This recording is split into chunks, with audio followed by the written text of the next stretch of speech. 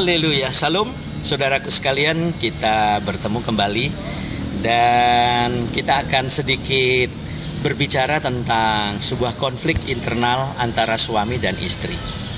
Karena seringkali kita dapatkan suami istri sering berantem gitu ya saudara.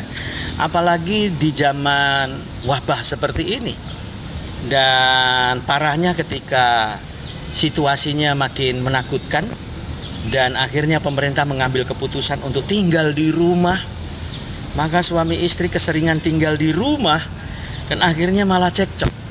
Tapi waktu kerja masing-masing saudara rasanya juga happy-happy aja. Tetapi tatkala kumpul, uang sudah mulai menipis, persediaan sudah mulai menipis, cinta juga menipis, sayang juga menipis.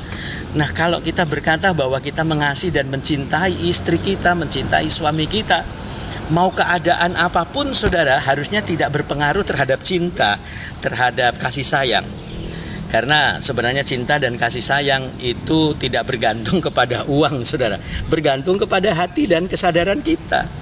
Karena pada saat kita menilai istri kita waktu kita pacaran dulu, dia sungguh cantik, kemudian istrinya bilang kamu yang paling tampan di muka bumi ini, puji-pujian itu selalu muncul.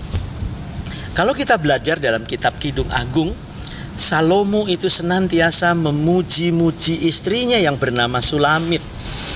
Dia memandang begitu baik istrinya dari ujung rambut sampai telapak kaki. Bahkan giginya pun diperhatikan, bibirnya pun diperhatikan. Sampai seluruh keadaan bodinya, saudara, badannya itu juga diperhatikan. Salomo kagum dengan istrinya. Demikian juga istrinya Sulamit memuji suaminya. Karena suaminya begitu tampan, begitu elok, begitu menawan gitu ya saudara. Maka jatuh cinta ini saudara, pada saat kedua pasangan menjalin atau menyatukan hati, maka cinta itu akan terus bersemi dan berkembang. Nah, kadangkala di sini kita tidak mampu menata, tidak mampu memaintain batin kita, cinta kita. Sehingga tidak sedikit suami kalau kesel dia ngomong sama istrinya brengsek, kata-kata kotor yang keluar, kemudian itu sama sekali tidak menginspirasi dan itu tidak menjadi contoh yang baik. Tetapi justru menjadi teladan yang buruk mungkin buat keluarga kita yang ada di sekitarnya. Tatkala mendengar kata kalimat yang kasar, kemudian cenderung menjatuhkan, mengintimidasi, dan harusnya hal itu saudara tidak terjadi. Tapi fakta di lapangan itu terjadi gitu. Nah, kalau kita membangun sebuah kerukunan dalam keluarga, berkat itu makin ditambahkan tuh saudara. Kita tidak akan pernah kekurangan karena berkat itu akan terus ditambahkan pada saat kita membangun unity, membangun persatuan antara suami dan istri, saling cinta, saling mengasihi.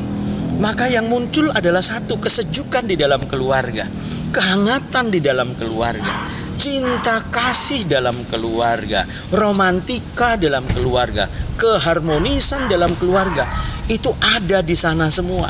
Maka pada saat kita tidak kekurangan cinta, tidak kekurangan kasih, kalau hanya sekedar untuk makan dan minum, seberapa banyak kita makan dan minum saudara.